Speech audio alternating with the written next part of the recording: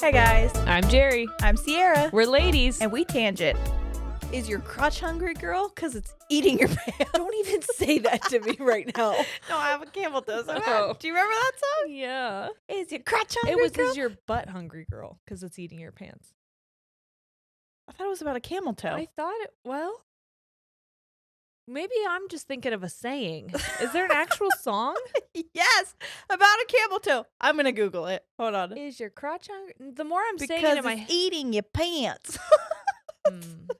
I'm gonna Google Which is worse, a camel toe or a moose knuckle?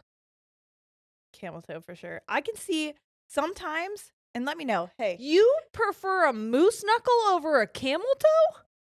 I don't prefer it. I don't want me to have. I feel for me, you can see every divot of my camel toe. You couldn't have a moose knuckle.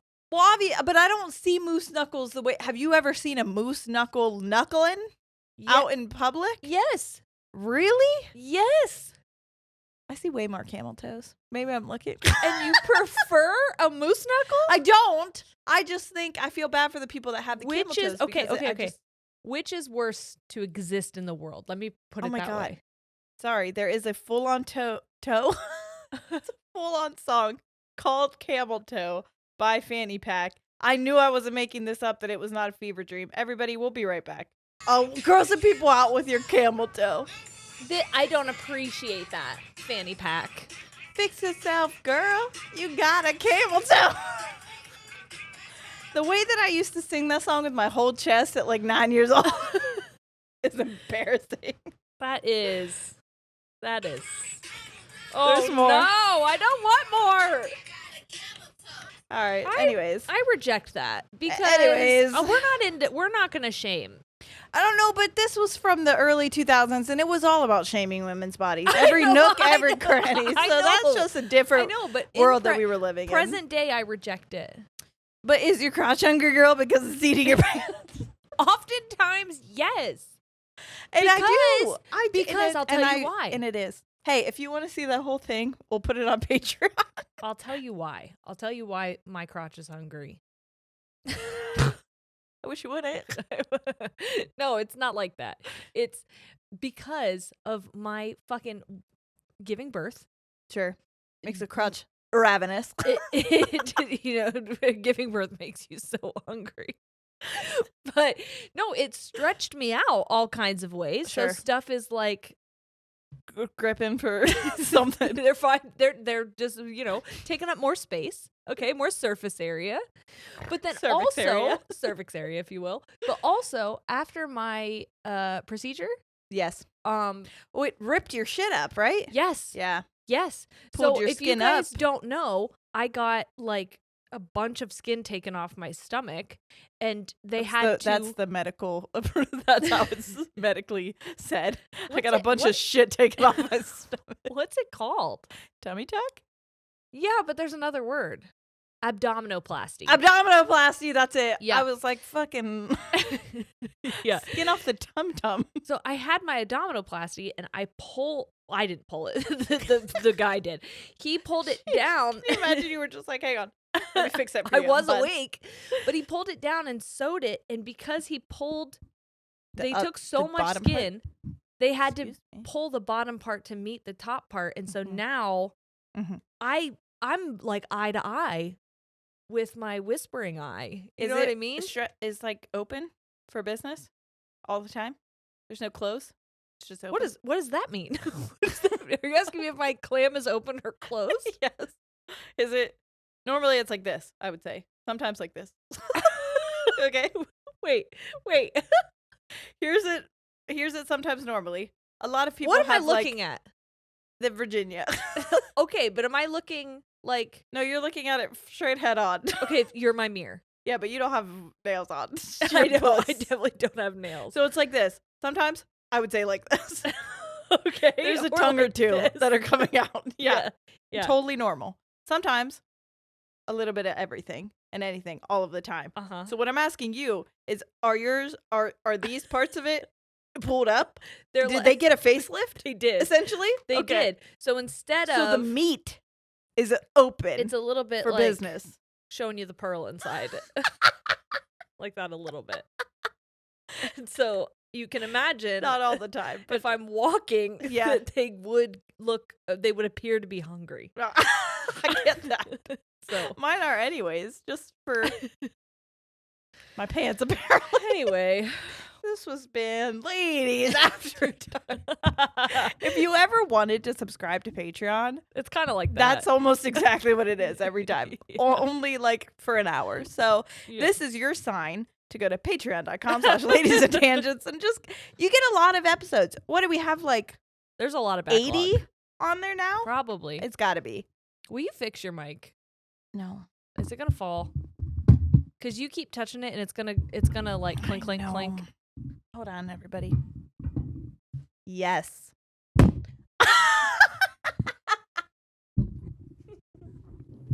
I hate everything. Hey, did we ever tell you that we're in an office that has 1,000-year-old floors and they're warped as fuck? So like nothing is ever level. No. Our shit falls apart all the time.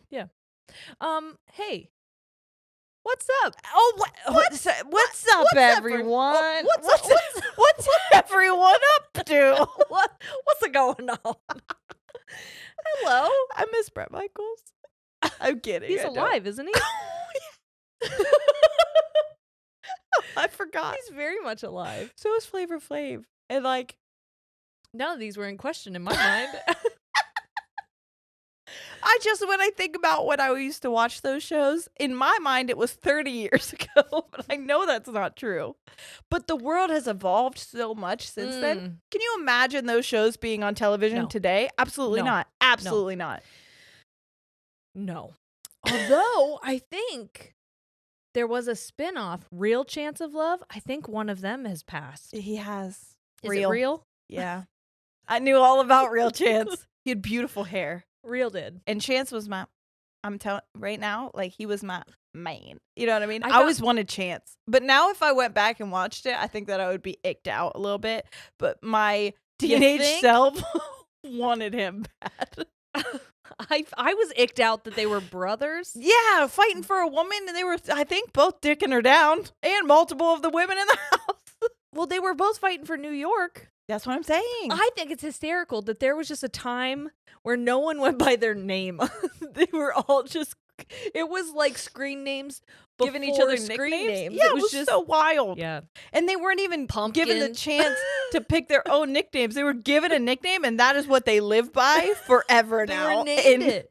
Pumpkin was such a, you motherfucking whore.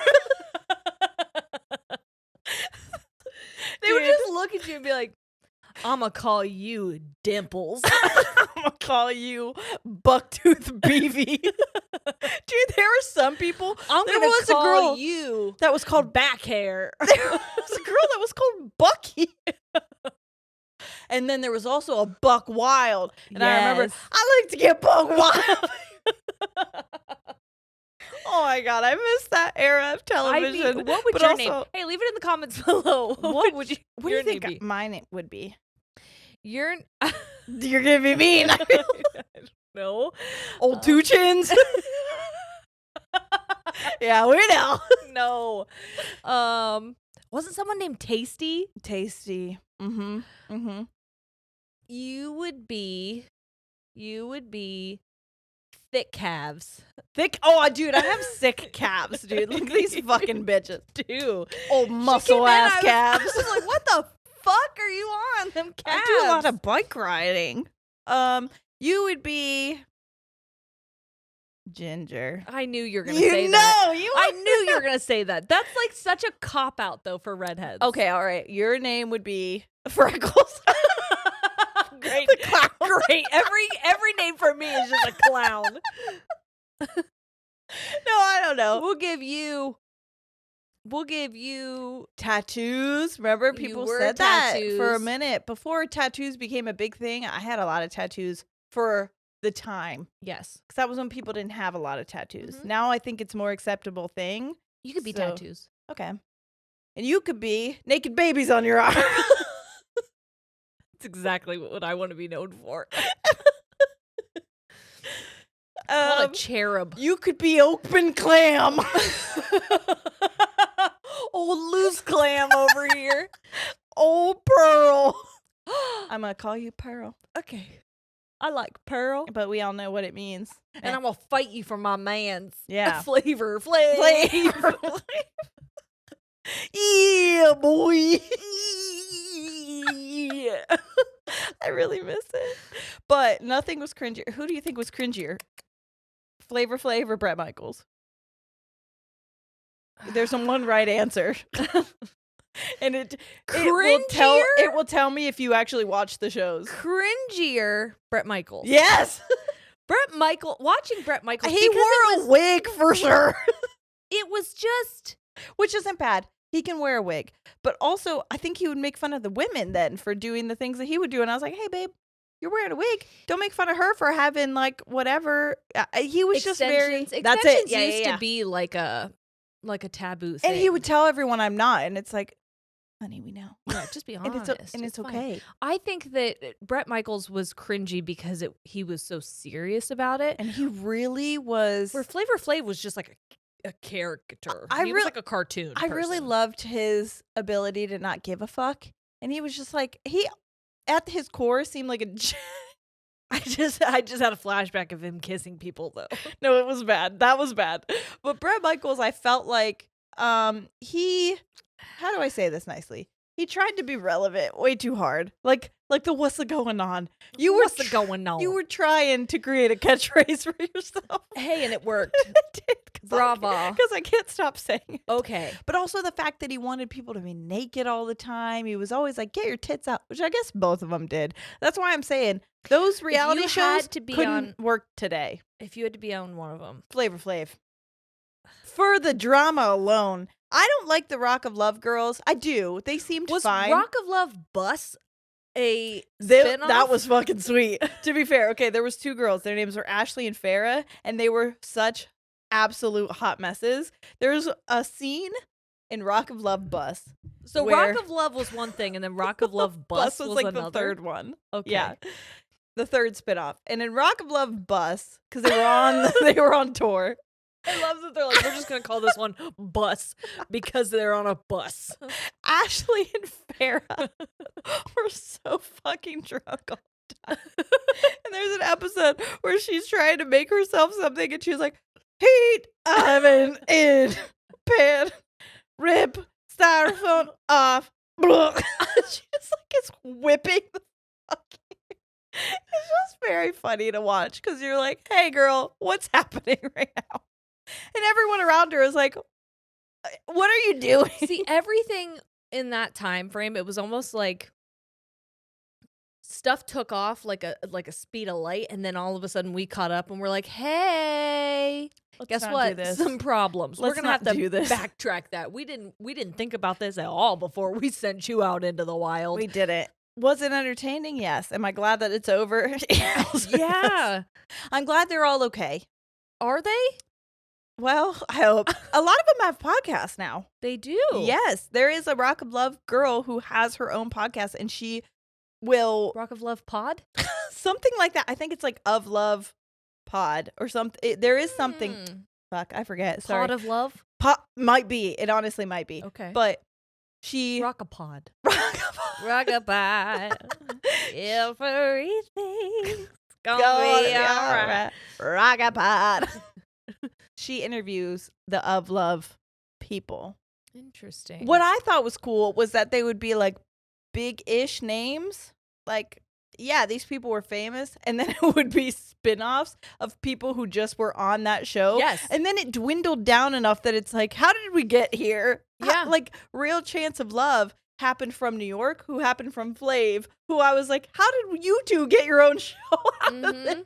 Because there were so many people that wanted to be with them, and I was like, people were just addicted to the idea of being so good associated with the franchise, with the Of Love, because they were. It was good. Yeah, it was a drama, phenomenon. Yeah, phenomenon. And I was obsessed with it. Was I in high school? Yeah. Did it probably rot my brain a little bit? Definitely influenced me in negative ways. I'll say that. Not any worse than anything else. That's what I'm saying. Anyways, where are we now in the world? What's happening? I don't know, but I watched a video the other day where somebody was playing all of the tutorials of all the Sims. And I watched. There are tutorials in the Sims? Yes. I didn't know every this. single Sims. And I watched the tutorial of Sims 1. Oh my God, we got to do that. And I was like, oh my God, I remember this. All of a sudden I was transported back to my birthday party. And I remembered literally people were still there. And I was like, I don't care about you anymore. I was sitting behind you. I'm right here at the computer now. You guys have your cake and there's the door. Goodbye. Thanks for coming. No, I sat behind you. I remember this. And vividly. If you saw the faces of these people, you would 100% remember the tutorial of it. Because it was like you couldn't start the game without doing it. And it was like Bob. Yes. And he was like dirty. Okay. And like, I don't even understand. We have to do this together. Okay. But then his wife was there and they like passionately kissed. Do you remember how much you had to kiss a lot and then a baby would just appear? They would rub each other. Yes. Like the passionate kiss was like, and they would make these noises. Yes. Who let me have that? I know. I remember like, turning the noise down. We gotta turn this down. You could see them kissing, but I don't want you to hear. Yes. Did you also know that you can play in first person? What the fuck I thought I was always playing in first person. No. I mean, like you are the Sim. Inside of the Sim? Like you are seeing what they would see. Like if you were going to talk to someone, you'd be staring directly at the other Sim. Shut the fuck up. If you're cooking, all you'd see was your hands. Like you're joking. Swear. And These if you are get things into a we fist, have to do together. if you get in a fist fight, you see it happen, but not woohoo. They zoom you out on woohoo. So this has to be number 2 because you couldn't even woohoo until Sims 2. Well, I think it's any Sims now. Like I don't know about number 1, but definitely the later ones that you can be like in first person. You can do first person. So in woohoo, would you just see the blankets going? Yeah, because now in woohoo it's like ha ha whoa yeah whoa ding ding ding ding ding. That's how you know if you made a baby or not. I don't know if that's in Sims 4. I know in like Sims 2 and 3 that was the noise you had to listen to. You have to go pee on a stick in the bathroom. You do. Mm-hmm. You can test for it. Is that if you have a mod or not? Because I've been Really? Mm-hmm. Okay. Because I have a mod for childbirth, and I know you can do that with the mod. You can also take birth control pills. I would forget. I know, and my Sims keep getting pregnant. They just had twins, and I'm furious. Like I could have handled one more. Definitely not 2. I got Dream Home Decorator because I love decorating. I love building houses and stuff. So I am an interior designer. My name is D Signer, and I thought you were gonna say D's nuts. No, D Signer. I love it. D Signer. Okay, just like we created another one today. His name is Laird Rugs. Laird Rugs. Okay. Do you know about Ligma? Ligma balls? Yes. I do. Do you know about Candace? Candace dick fit in your mouth. Imagine that's the last name on Sims. Dick fit. But D Signer, did her first job. D did it. And you have to like talk to the client and be like, so what are you into? What are your likes? What are your dislikes? It's what like kind a of full style? thing. It's not just the you remodel a room. Like I go and I build by and I remodel their room. Shut the fuck up. And then you can do an entire like reveal. So they come and they walk back in with their eyes closed and you're like, here it is. And they're like they're like, wow, and you get to show them different things. Now here it's a little. You did that perfect. Wow. I know that's how they probably say. Oh wow. Oh, snobby glue snar. Oh, gloobin snarvy. Glip glob. Fleek flarben nerb.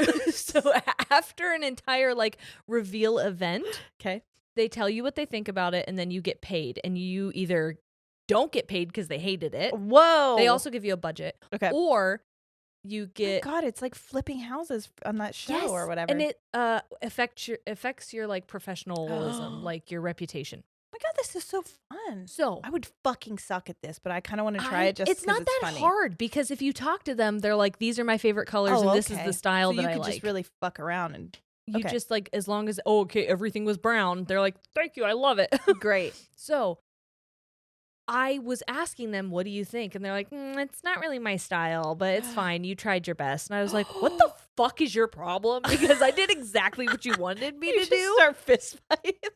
Well, then the game glitched and I couldn't go home. And so I'm stuck in these people's house. Perpetual hell. And I'm hungry. And I'm tired. And they're just berating your performance. I'm like trying to talk to the client to be like, can I go home? And he's just trying to teach his toddler how to talk. And I was like, I want to go home. And so I said, fuck it. I'm going to go make some oatmeal in the kitchen. Totally. And all of a sudden they were like, this is completely inappropriate. You are not to be making oatmeal in my kitchen. I'm Get out. I don't want to be here right now. Let me leave. So now my fucking reputation is ruined all because I made some oatmeal and went swimming in their pool. They sent me home. Then I was able to go home and I made nothing. My reputation was ruined. Oh my god, that sounds so fun. Yeah. Wait, we gotta do this together someday. I do feel like this is almost kind of a good segue to what we're doing because we're talking about jobs. We are. Do you guys want to know what we're doing? Do you want us to tell you? Have you been wondering this entire time? Let me tell you. Sarah. This is The Sims. That's not what I wanted.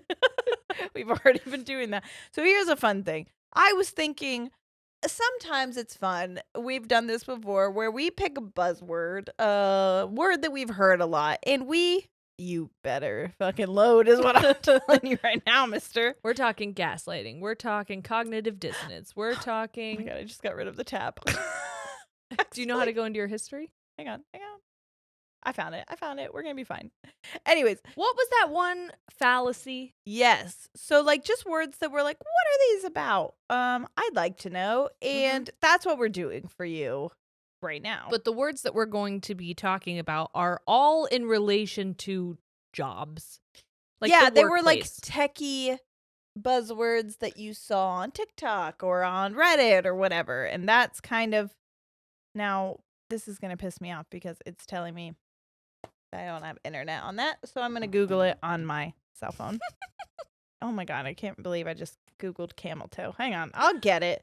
I found it on my phone, and I don't need internet. I took the internet off. That's okay. We're gonna do it on my phone, everyone. Except that O'Reilly.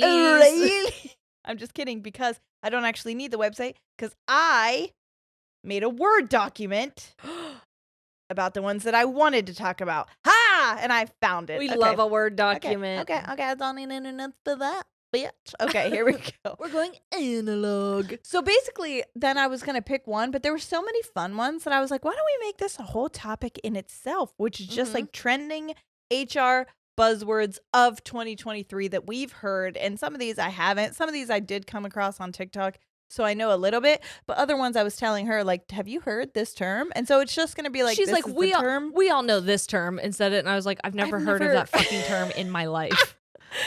So that's kind of what these are. The very first one is the Great Resignation. Oh, by the way, I am going to tell you right now that the website I'm on is techtarget.com. This is an article that is by Amanda Hetler. 42 trending HR buzzwords. It sounds like every clothing line or like something on Shein or like Amazon where it's like jumpsuit, dark pocket, wide leg, girl, unisex. It's kind of what this balloon pant overall. And you're like, yeah, sure. Exactly what I want. Perfect. So the first one is the Great Resignation. Okay. The COVID-19 pandemic was a time of change for the way people worked, and millions of people began quitting their jobs in 2021, starting what is now known as the Great Resignation. 48 million people left their jobs voluntarily in 2021. Let me tell you that again. 48 million people. That's because no one wants to work anymore. That's what I've always said. The youth in this country don't want to work. No, could it be that we finally realized that there were tech jobs or other jobs available out there for, one, better pay, and two, remote. You could work from home. And we were all like, hey, do you know what is fucking bullshit in this country is having to pay what I make at my job for childcare. So I'm literally working so that someone else can watch my kid. Tell me what fucking sense that makes. Yeah. I think that we all saw during COVID that a lot of jobs that forced people to come into the office found ways to function effectively by either working completely remote or part-time remote, and then for whatever reason was like, we'd like you to come back into the office now. We'll talk about that. And I think that a lot of people were like, why? Yeah. I'd rather not. We just learned that I could do this from home and sit in my pajamas all day, and I don't have to pretend at a fucking bullshit office job and spend my gas money driving an hour to get there. And we learned that half of the stuff that we had meetings for could in fact be emails. My God. They could have. Jerry knows this. Anytime we have like a 5-minute meeting over like a phone thing or over a Zoom thing, I always look at her and I'm like, that could have been an email. And that's not me even being mean. It's just like, you made me get out of, I had to put on somewhat professional clothing. I definitely had to put a bra on. I had to do something with my appearance for something that could have been easily typed out and been like, hey, here's the format that I need you to follow. Any questions?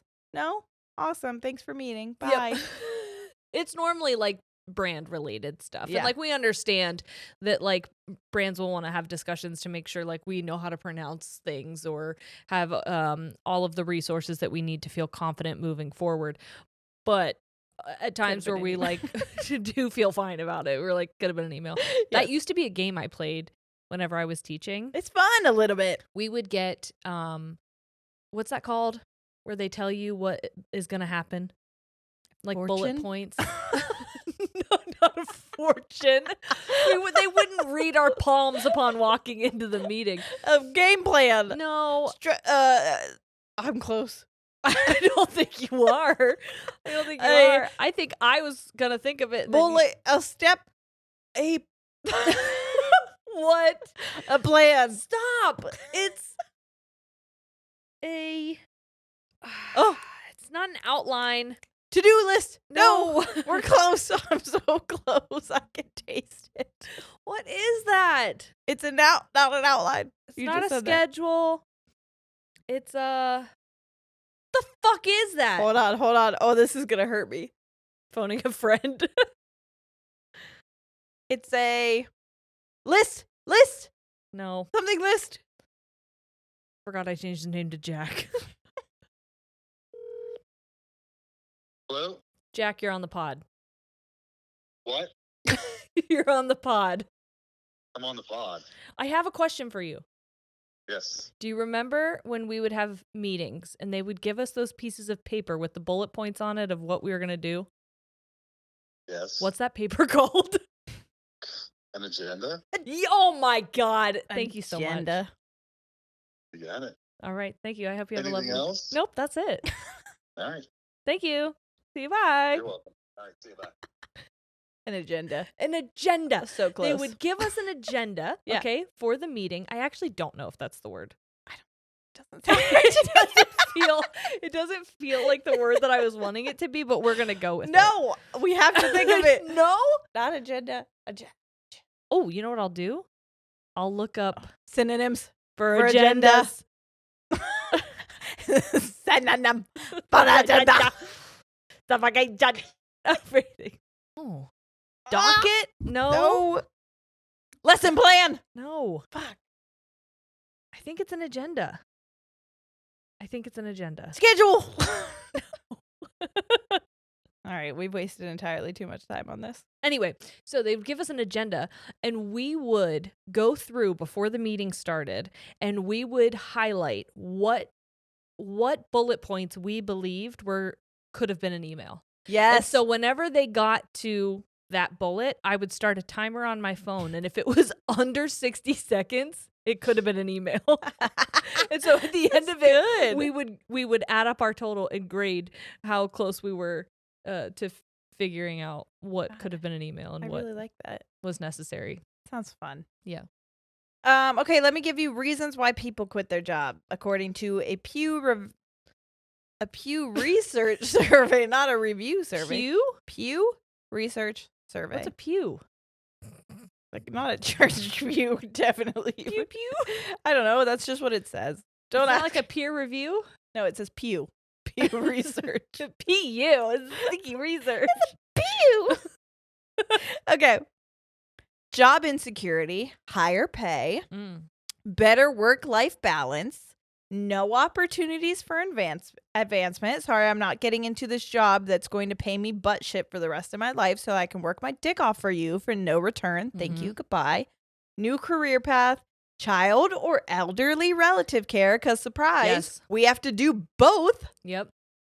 Not enough flexibility, relocation, feeling disrespected at work, number of hours, and lack of benefits. All which I see as valid. But of course, they found a way to gaslight us into thinking that we're the problem because nobody wants to work anymore. Is that what the website did, or is that what society's done? Done? What society's done. Yeah. No, this is legitimate. Okay. Because I do believe that people are like, yeah, nobody just wants to suck it up. They want it to be all rose-colored glasses. And it's like, wait a minute.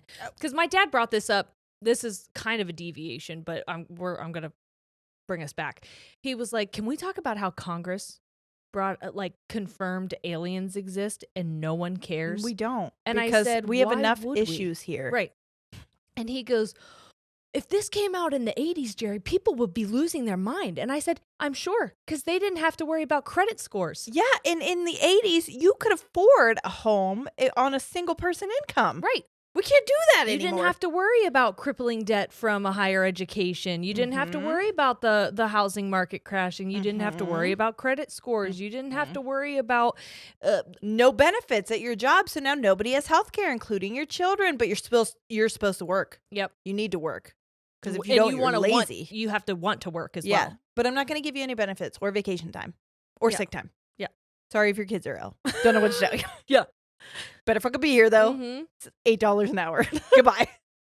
The fuck out of here. All right. Quiet quitting is the next one, which I had heard about. This is the one that TikTok. Sierra brought up to me, and I was like, I've never. She goes, we all know about that. You guys know about that. And she's like, no. And I had heard multiple TikToks about it. So that's, it says, quiet quitting refers to doing the bare minimum to get the job done and setting clear boundaries to establish work-life balance, which I think I kind of did this for a while. And people said I was a piece of shit employee, but I was also like, hey, guys, maybe if you all do what I do, we would get a raise because we are servers right now and they are expecting us, which I will say, because I worked for a corporation, there was a lawsuit that happened because they would have employees, servers, doing prep work, filling cinnamon butters. When I first started working there, those cinnamon butters that they give at the rolls, you had to prep those as a server when you had no tables, by the way. So you're making $3 an hour prepping these butters, and a group of servers, it sounds like I would pay someone $3 an hour to prep my butter, if you know what I'm saying. It would take hours sometimes because you would have to get like multiple trays done, okay? Right. And these servers they took them to court. They sued them basically because they were like, we're doing hourly. We're not getting hourly paid for this. Suing you on the grounds of butter prep. Yes. Okay. And they won. Of course they did. Because it was 100% true that I shouldn't be doing work for you and getting paid less than minimum wage. When my job is to be a server. That's why I'm a tipped employee. Right. If I'm not receiving tips for this hour because I have no tables, then I shouldn't be doing any work that's not being. Then you need to compensate me. Yeah, basically. Here's a question for you because I've never served. Yeah. I've done retail and I obviously was a carny, but I didn't ever work food industry. Mm-hmm. So correct me if I'm wrong, people who are in the UK. But in the UK, I'm pretty sure, or in Europe, I'm pretty sure that the servers are paid hourly. And so it's like you don't have to tip them. It's like almost frowned upon to tip. Yeah. I think in some places that's definitely how it is. And so my question is, what do you think you'd prefer? Would you have rather been paid hourly? I would have taken either. I'll tell you the reason why they don't do it is because then it would be on the employer to pay. And so the amount that you would have to pay, I just got into a Facebook fight about this actually. But because I get riled up about this on behalf of servers everywhere, because people, if you haven't worked in the food industry, you just don't get it. And they'll say all the time, people will bring that up, like, we just need to get rid of tipping, and that's fine. But you need to understand then that the cost of your meal is going to triple probably. So if you're comfortable paying $20 to $30 for 2 people to go out to eat, understand that you won't be able to go out to eat with 2 of you for less than $50, $60 anywhere you go if you get rid of tipping. Because how do you think those employers are going to have to pay those wages? So that's the problem. I agree with it either way, however it goes. At this point, with the way the world is and the way that I've seen it after COVID, I think it'd be almost better to get rid of tipping because of when I quit serving, I had 3 tables in a row with checks over $50 stiff me in a row. And I was putting my all into them. So I'm talking an hour and a half of my time that I just lost money. Because I had to tip out my bartenders, I had to tip out my busboys, I had to tip out my hostesses. So I'm tipping 3% of my sales and getting nothing. I just paid to work for you for an hour and a half. Right. That was the day that I quit at the place that I used to work at and got a new serving job, which ended up after COVID. I never went back. But that was, to me, the turning point where I'm like, how do they expect us to do this? Right. Well, especially and that because wasn't even after COVID. I've heard it's gotten worse. I'm sure because the economy took a shit and food costs have risen. So people are already pissed about the amount they're spending. They think they shouldn't have to spend anymore. So who's getting the brunt of that? Not the people who own the restaurants because they're still getting paid no matter what. Right. It's going to be the people who rely on tips. Well, I shouldn't. I'm going off on a. Well, and that's why. On a what? Tangent.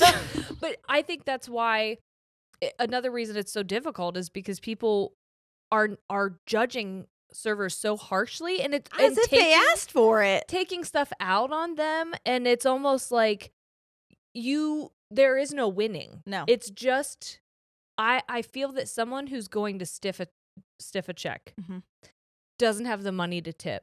Yeah.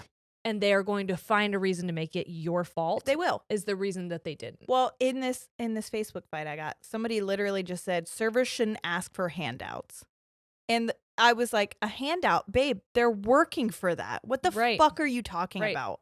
Even if they did a butt shit job, they still were working for that hour. Yes. Maybe it wasn't up to what you think it should be. And exactly what you just said, no matter what, if they don't want to tip, they'll find a reason not make it your fault. But regardless, they're there. They're working. They're putting time in. You can't say they're asking for handouts. Did somebody sit you and then a random person came up and said, "Give me money"? Yeah. And then they left and you never saw them again? That's a handout. Exactly. But if they brought you anything at any point, a menu, silverware, food, a refill, your drinks, if they placed your order, that's not a handout. That's work. Exactly. I'll because I could go on about this all day. So I'll just continue with quiet quitting. So basically this means that employees are still doing what is required of them by the job description. Yep. But they're rejecting hustle culture. So they're not going above and beyond, which is what everybody's like, go above and beyond. Yeah. And it's like, at this point, why should you? Mm-hmm. If you're not getting compensated for doing so, what's the point? Right. And I'm all about going above and beyond when that is being acknowledged or you're receiving some kind of personal fulfillment in it, whether it is financial, internal or financial. If you are getting something from it and you want to do it, then absolutely go crazy, bestie. Do the most. Yeah. But if you don't wanna, don't. Why? And it's unrealistic for the employer to ask you to do more than your job description. I remember that happened with Shane. Shane would come home and he was doing, the person he was working under, they had promoted that person, gave that person a different job. And then they gave half of that person's job to Shane while also still making him do the rest of his job that and he probably originally not did. paying him anymore. No. Yes. I think he did get a raise. But it was like not enough to compensate. Not enough to compensate it. Right. No. They didn't give him the title because the title would have come with additional pay. It was just like, we're going to give you the work. But we don't want to say that's actually what you're doing. And you shouldn't say that's what you're doing because we can't pay you for that. We want you to come in after hours and on weekends. And we want you to come back early from your paternity leave that you requested off and was approved, but now we're rescinding it. It's like, that's what they did what? with mine. That's what they did with mine. Mm-hmm. Well, that goes right into quiet firing, which is like quiet quitting. Addresses the employee-employer relationship, but looks at the management side. So instead of directly firing a person, quiet firing refers to treating an employee so poorly or disengaging them to the point where they quit on their own. Examples of how management can quiet fire an employee include little or no salary increase, but more work, micromanaging, a lack of respect, leaving employees out of meetings, singling employees out to answer tough questions in meetings, reduced hours, little time off, reduced hours without explanation, increased workload without increased pay, leaving out of social gatherings, keeping the employee out of the loop, and low pay, which I think I know multiple people have experienced recently, and then they've ended up quitting, and it's almost like the job is like, well, you did this, then you quit, and it's like, you know why. Yes. It's so passive aggressive, and for what? If you're a professional and you are management and you are running this shit, then run it. Be the boss. Run it. If you don't think I'm doing a good job as an employee or there is some kind of a conflict between us, say it. Yeah. Just be like, hey, I don't think it's working out for us anymore. We appreciate the time that you've put in, and we wish you the best in the future. But I think that our relationship, as far as work goes, has run its course. Well, do you want to know why How they don't do that? How hard would that be? Do you want to know why they don't do that? Yeah. Because quiet firing is a method of getting rid of an employee that a manager may not care for without the possibility of lawsuits, as firing requires documentation leading to the termination. Mm-hmm. And if an employee quits on their own, the manager would not have to fill out the documentation. Mm-hmm. So it is a way around knowing that you're the issue, but you don't want to get called out on it. Right. So you're basically just going to... It's just you are petty then treat at that point. You horribly until you decide to leave so that I don't have to be the one. Because also if a person gets fired unjustly or whatever, they can get... compensation. Yeah, what's that called? Not workers. What the fuck is that? Unemployment. Also, I don't know if I've ever told you about when I worked at Schmickschmoria Schmeekrit. Okay. Not as easy to say as Schmeck's a Schmoed House. But when I was working there, I made a comment to one of my managers. I was closing, and so we cleaned up the store before we left. Everything needed to be folded. Everything needed to be, I don't know if you know what being pinkified is, but you had to pinkify everything. So if you're up in pink, all of the hoods needed to be pulled. Okay. And all of the handcuffs needed to be rolled. Of course. All of the ankles of the sweatpants Cuffed needed up. to be rolled. Yep. So there was certain things that everything had to be done. Yeah. And one of them was like Cuff fixing them bitches. the panty table. Oh no. Because people would go feral at That's the me. panty table. I would go feral at the panty table. So we'd have to fix it. And we couldn't because leave they until never shit was had done. size smalls, and I would really search through those fuckers because I got They no had ass. drawers. Yeah, but people fucked those up. I know. So you couldn't find smalls anywhere. I know. They were supposed to be in the small drawer. I know. They were never on top. No. Always on top is the mediums. Yeah. But anyway, I got no ass. I made What's supposed to do? look in the small drawer. They were never there. I asked my manager was like, oh, hurry on out or something before this closes. And I was like, yeah, like I'd want to get stuck in here or something like that. Just something alluding to that, like, I want to go home and I no longer want to be here. Yeah. And so she called me into the office the next time we worked together. And she's like, is there an issue? And I was like, no, I don't think so. No, why? And she's like, because it doesn't really seem like you want to be working here. And I said, what would give you that idea? Well, because you said you wanted to go home. Well, I did want to go home. Yeah. I said, first I don't of all, want to live here, ma'am. I have worked with every other manager, and the dynamic that we have, especially when there are no customers in the store, is a very lighthearted, carefree, almost sarcastic way of speaking about things. And I understand if that is not how you and I spoke before, and so you took it some kind of a way, but I didn't mean anything by it. As a worker, though, You have never questioned my time when I am doing processing in the back. I have stayed over on floor sets. I've picked up shifts. I've come in when it was my day off to make sure we got 100% on our observation. So what about all of that tells you that I don't want to be here? Because I didn't have to do any of it. Yep. And she just kind of looked at me and I was like, I'm not going to be spoken to like I'm a shit employee. Exactly. Because I made one comment, which again, not a bad thing. No. We don't want to live here. That's fucking fact. Hey, I am sarcastic. And I want to go home. You want to call me unprofessional because of how I talk to you? Okay. But you're not going to make me out to be a lazy or unmotivated worker because I am anything but the such. Right. But the such. I'm anything but munch. I'm anything but that butt munch. And that's what I said to her. And that's what I've always said. I love that. Good.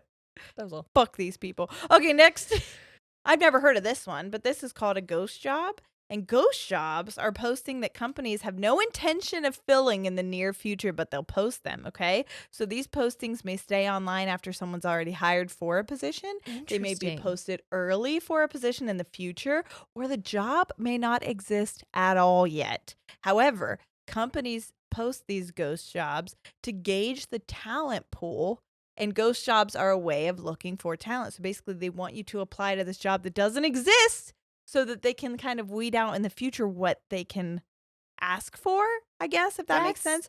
Recruiters. Why do you have to like put it behind this like I know whole song and dance? Get somebody's fucking hopes up that they think they're going to. Recruiters may also use ghost jobs to keep resumes of qualified candidates so they have contacts if an employee leaves or a new position opens. It's basically like I got one in the back burner in case you and I don't work out, baby girl, baby squirrel. I got one in my back pocket. Yeah. So I don't really need you, which is what I think is funny because a lot of companies treat you like you're disposable and then because they get you are. And you are. And then they get mad at you when you do the bare minimum. They're like, why aren't you working harder? And I'm like, because I know I'm disposable to you, honey. You don't treat me as anything but the fact that you know that I'm disposable. The way I think about it is we are all going to die. Yeah. We're all going to die. It's the truth. But guess what won't die? Fucking the company. Oh, I was like, the idea. Cockroaches. Consumerism. This is all going to have to keep going. You're going to have to figure out how to keep it going with or without me. And it's going to go with or without you as well. Yeah. And so I'm not going to waste my entire life devoting myself. To them, I could not be. I'm nothing, basically. Yes. I'm just a body. I am. I will say. Use me.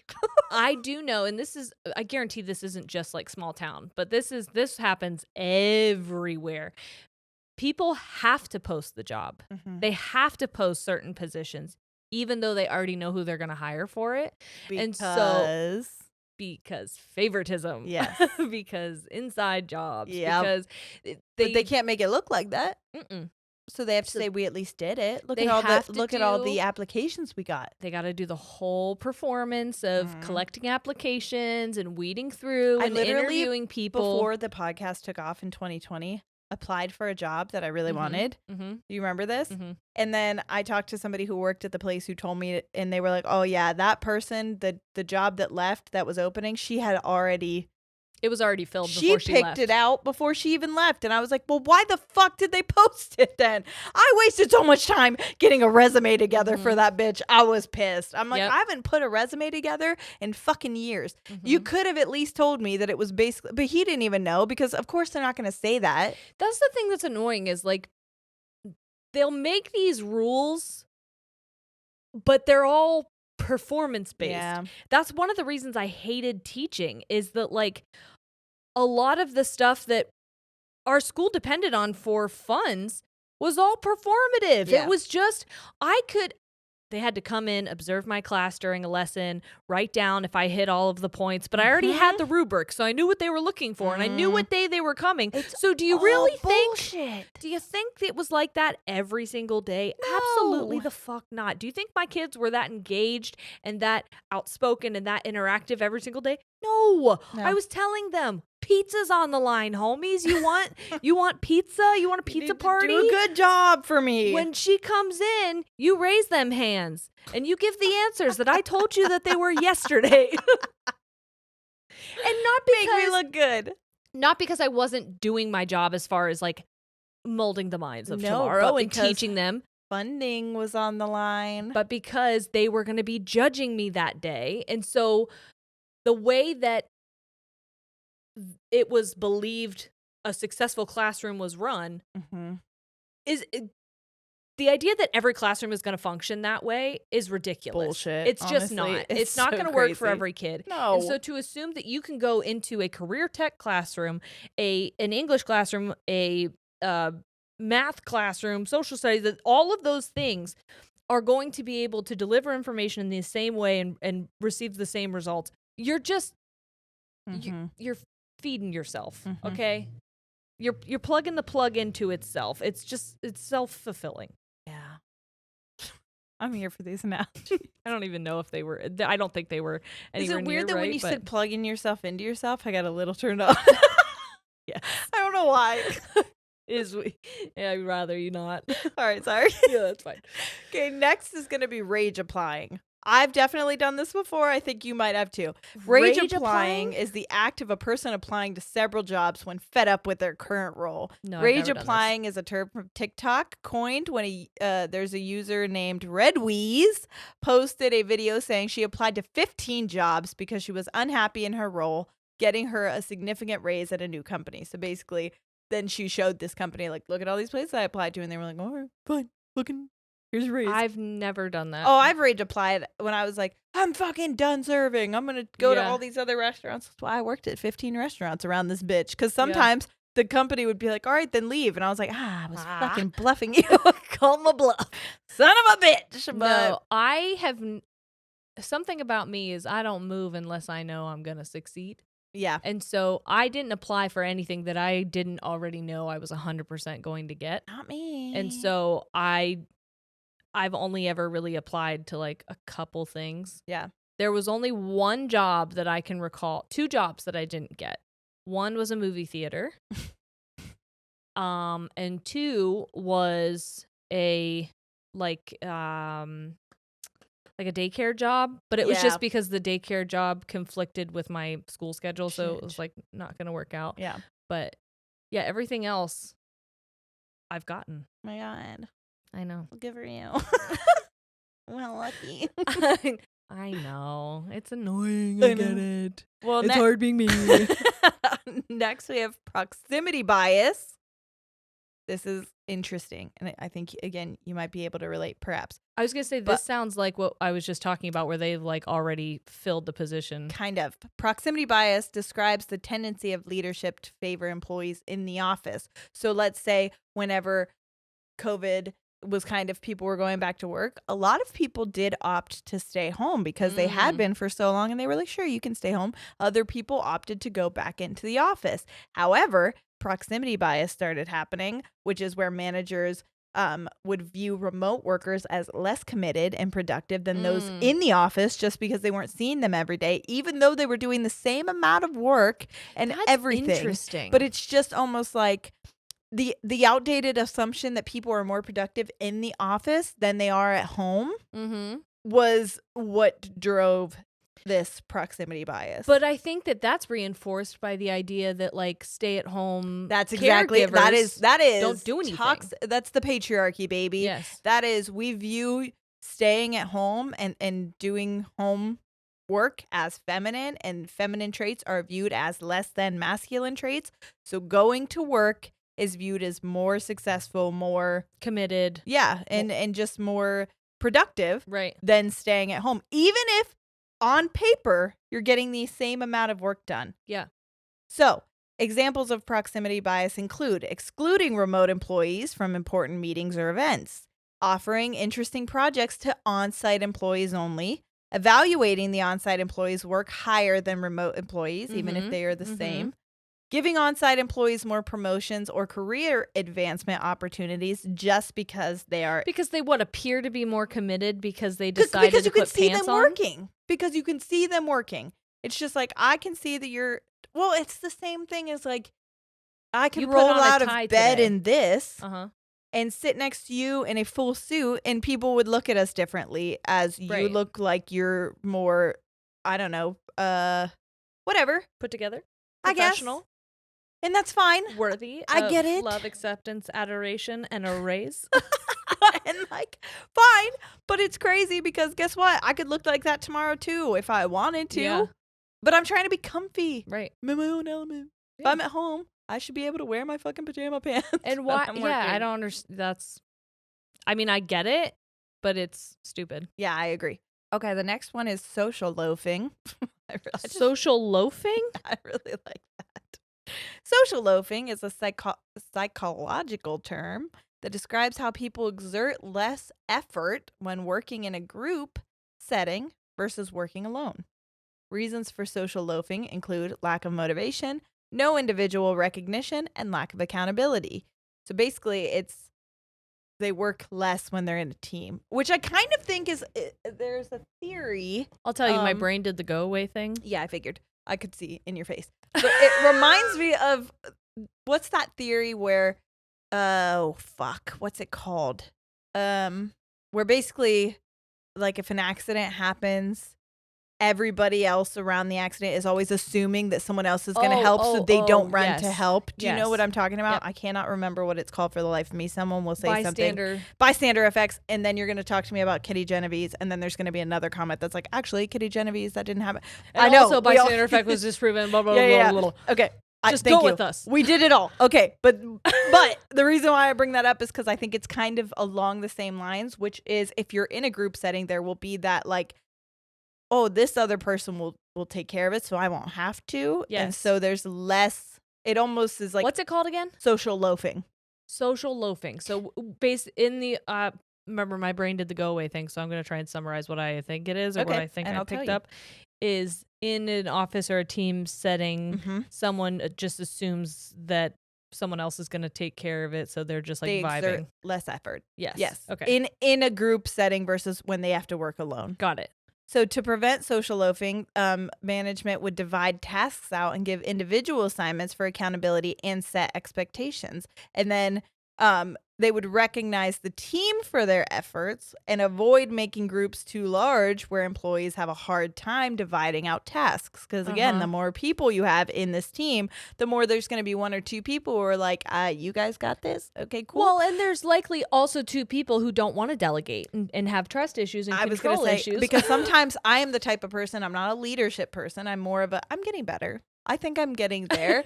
But for a long time, I'm such a go with the flow, chill person that like I am totally okay taking a back seat. If I feel like you've got it and you want to run with it, I'm like, here's the baton, baby. Take off. I'll be back here. I'm your cheerleader. Okay. If you want me to go, though, I'm going to run it. Yeah. I will. But I also know that some people want to be the ones to do it. And I have no problem being like, whatever you want, I'm here for that, okay?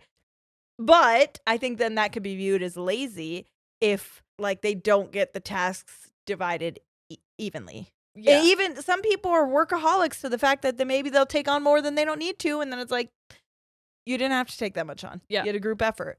But if you divide out the tasks evenly in the groups, or you just don't do groups at all, then you prevent social loafing. Yes. I just really like that one because I think social loafing is a fun word. And social loafing is fun to say. Like, and I think that's why I keep getting so distracted because I as just soon like as you hear it, you're like, social loafing. And I think of bread. Yes. Oh, I knew it. And I like that. I was thinking of a cat loaf. Have you ever seen when cats look like bread? Yes. I fucking love when my cat loafs. Like, she literally makes herself bread. It's so funny. Oh my God. The other day she was doing the funniest fucking thing. I wanted to... Nobody gets cats. So I like never know who to talk to about this. So I'm saying it here. You ever see like the quintessential Halloween cat picture? Like the black cat. Yes. It's arched back. Yes. And its tail is kind of like fuzzy. And its legs are up. She was running around my house like that.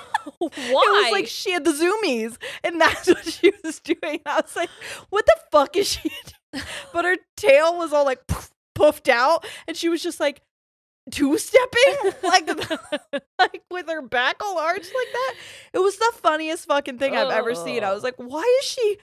She was going sideways. I like the idea of cats because they're funny. so weird. It's fun to observe them. Where dogs just want you to notice them, and cats are almost just like, I was really hoping you didn't see me do that. That's what it reminded me of, because then she looked at us when we started laughing like, fuck, I forgot you guys were here. Nobody was supposed to see me social loafing like this.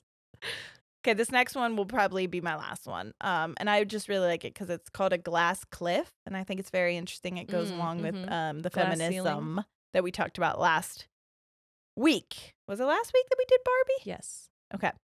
So a glass cliff, similar to a glass ceiling, but it describes when women are promoted to leadership positions during difficult times, such as during a company crisis or a recession, knowing that the company will fail and almost setting them up for failure.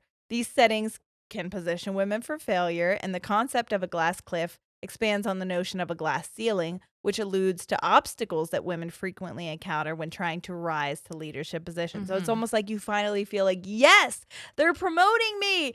I did it. And then it's like, oh, they promoted you so that when the company fails, when you look back on it, whose name is tied to it? Right.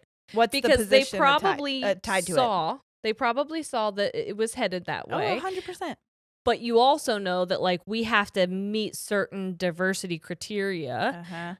But we want to reinforce the idea that women aren't really capable of doing this shit. So now would be a good time to slide a lady in there, so that we can keep a man in there a little bit longer. Exactly. And if you're like, that doesn't happen. Really, well, it happens so often that the term was originally coined in 2005 by researchers who had seen this happen enough to start conducting research in the UK, by the way. This is where it originated, but it's now leaked into the U.S.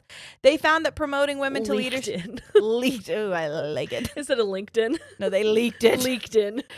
They found that promoting women to leadership often comes with negative associations and is compared to standing on a cliff's edge, where they're either going to fail and fall off, essentially. Or, I mean, either way, you're setting them up to fall. Yeah.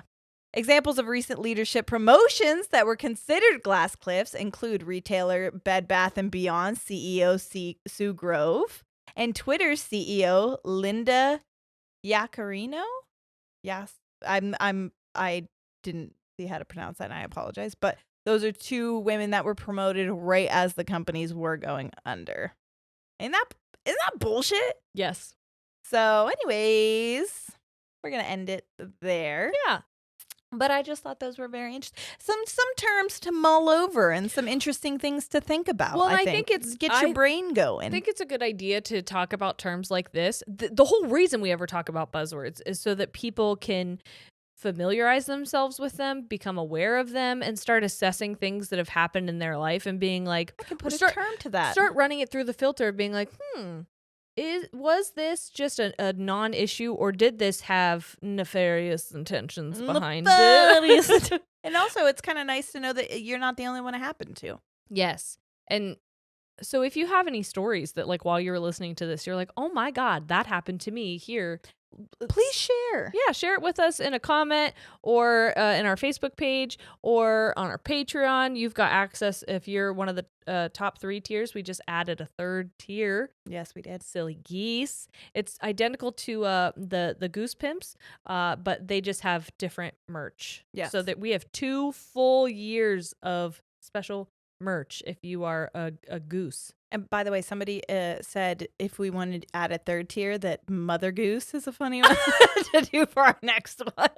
I like that. So I just think it's gonna be fun. Oh well, we're gonna have a really good time with these. Anyway, you can share all of that there. I love continuing the conversation and bringing awareness to stuff like this, so other people, we can kind of unionize and stick it to the man. I love sticking it to the man, to the singular man, and it is ambiguous, generalized man. Thanks for hanging out, guys.